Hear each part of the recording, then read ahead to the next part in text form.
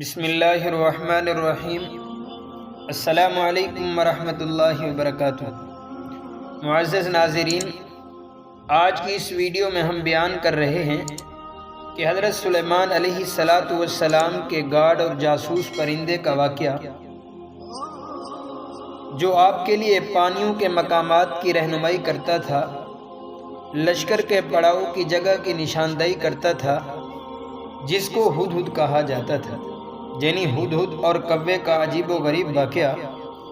معزز خواتین و حضرات، ایک مرتبہ حضرت سلیمان علیہ السلام کا دربار لگا ہوا تھا اور تمام مخلوقات یعنی چرند و پرند حاضر تھے اور اپنی اپنی زبانوں میں گفتگو کر رہے تھے۔ تجربے اور دانائی کے گوہر نایاب بکھیرے جا رہے تھے اور تمام پرندے اپنی صفات اور ہنر بیان کر رہے تھے۔ پھر باری آتی ہے ہدہد کی۔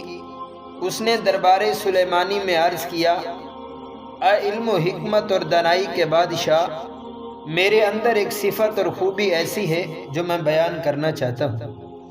ہدہد نے کہا، اے سلیمان، میرے اندر یہ خوبی ہے کہ میں زیر زمین پانی کو دیکھ لیتا ہوں اور یہ بھی پہچان لیتا ہوں کہ وہ زمین سے نکل رہا ہے یا پتھر سے رس رہا ہے، اور پانی کی کیا کیفیت اور حالت ہے۔ حضرت سلیمان علیہ السلام کو ہدہد کی اس خوبی اور صفت پر بہت خوشی ہوئی اور ہدہد کی تعریف کی، اور حضرت سلیمان علیہ السلام نے ہدہد کی یہ ڈیوٹی لگائی کہ تو ہمارے اول دستے کے ساتھ رہا کر تاکہ پانی کی تلاش کرے اور پانی کی دریافت میں آسانی ہو۔ جب کوے نے اس بات کو سنا اور دیکھا کہ ہدہد کو تو حضرت سلیمان علیہ السلام نے ہر اول دستے میں شامل کر دیا ہے، تو کوہ حسد کرنے لگا اور بغض کی آگ میں جلنے لگا۔ پھر حضرت سلیمان کی دربار میں آیا اور یہ دعویٰ کر دیا کہ ہدہد نے جھوٹ بولا اور کس بیانی کی ہے کہ اس کو زیر زمین پانی نظر آ جاتا ہے۔ کوے نے کہا، آپ اس سے سوال کریں کہ تو کہتا ہے کہ مجھے زمین کے نیچے والا پانی نظر آ جاتا ہے، پھر تجھے زمین کے اوپر پڑا ہوا جال نظر کیوں نہیں آتا، اور شکاریوں کے جال میں تو کیسے قید ہو جاتا ہے، اور آسمانوں سے تو زیر زمین پانی کو تو دیکھ لیتا ہے لیکن زمین کے اوپر پڑے ہوئے جال کو نہیں دیکھ سکتا۔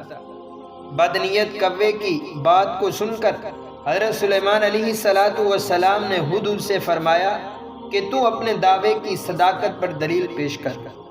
ہدہد نے خوب ہنس کر اور خوب خوش انداز میں فرمایا کہ اے بادشاہ سلامت، اگر میری بات سچی نہ ہو تو میری گردن آپ کے سامنے حاضر ہے۔ یہ جو میں پانی کو دیکھ لیتا ہوں اور زیر زمین پانی دیکھ لیتا ہوں، یہ عنایت میرے پروردگار کی طرف سے ہے، قضاء اور قدر ہے۔ جب تک اللہ تعالیٰ چاہیں گے تو یہ صفت میرے پاس ہوگی، جب اللہ تعالیٰ سلب کر لیں گے تو میرا کوئی اختیار نہیں چلے گا۔ ناظرین گرامی، اس سے یہ درس ملتا ہے کہ اللہ جس کو چاہیں عطا کر دیں، کوئی پوچھنے والا نہیں ہے۔ حسد اور بغض بیکار چیز ہے جو آدمی کو نیک بخت سے بدبخت بنا دیتی